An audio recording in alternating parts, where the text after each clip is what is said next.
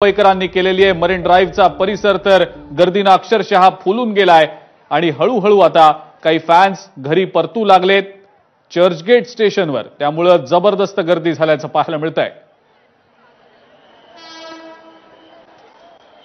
रात्री 8:30 ते 9 दरम्यानची दृश्य आहेत। मोठी गर्दी टीम इंडियाला पाहण्यासाठी, टीम इंडियाची एक झलक पाहण्यासाठी म्हणून फॅन्सने केलेली होती।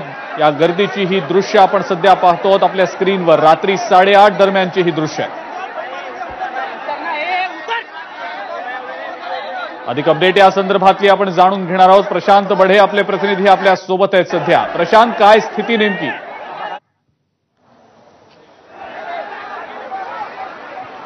विशाल, अगदी काही वेळातच या ठिकाणावरून आता सगळेच जे क्रिकेट रसिक आहेत ते आपापल्या घरी निघतील। मात्र आता ती निघायला सुरुवात झालेली असतानाच जर चर्चगेट स्टेशनच्या बाहेरची स्थिती बघितली तर प्रचंड गर्दी हे चर्चगेट रेल्वे स्थानकात होती आणि यामुळे जर आपण या ठिकाणी बघितलं तर 3 मुलं जे आहेत, एक लहान एक तरुणी होती, त्याबरोबर 2 मुलं होती जी तरुण होते जे त्यांचा श्वास गुदमरलेला होता आणि इथे माझा दवाखाना जो आहे या ठिकाणी त्यांना या गर्दीमधून आणण्यात आलेलं होतं। अँब्युलन्सने या ठिकाणी आणण्यात आलं होतं। मात्र इथे हा माझा दवाखाना बंद असल्यामुळे त्यांना पुढील उपचारासाठी आता जे रुग्णालयामध्ये नेण्यात आल्याची माहिती इथल्या स्थानिकांनी दिलेली आहे। प्रचंड गर्दी आहे, अशामध्ये प्रचंड उकडतं देखील आहे आणि अशातच ज्यावेळेस श्वासाचा त्रास या तरुणीला होत असल्याची माहिती जी आहे ती इथल्या जे इथे उपस्थित होते त्यांनी दिलेली आहे आणि त्यांना आता या ठिकाणाहून दुसरीकडे उपचारासाठी नेण्यात आलेलं आहे। मात्र प्रचंड गर्दी ही चर्चगेट रेल्वे स्थानकामध्ये देखील आहे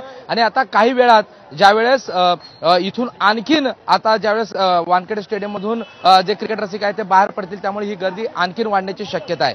विशाल, ठीक आहे प्रशांत, धन्यवाद सविस्तर माहिती दिली त्याबद्दल।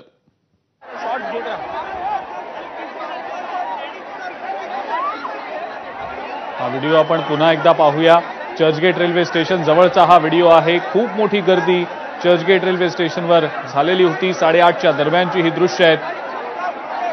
काही जणांना श्वास घ्यायला अडचण होत होती। एका तरुणीला आणि 2 तरुणांना खास करून ही अडचण जाणवली। त्यांना रुग्णालयात दाखल देखील करण्यात आलेला आहे।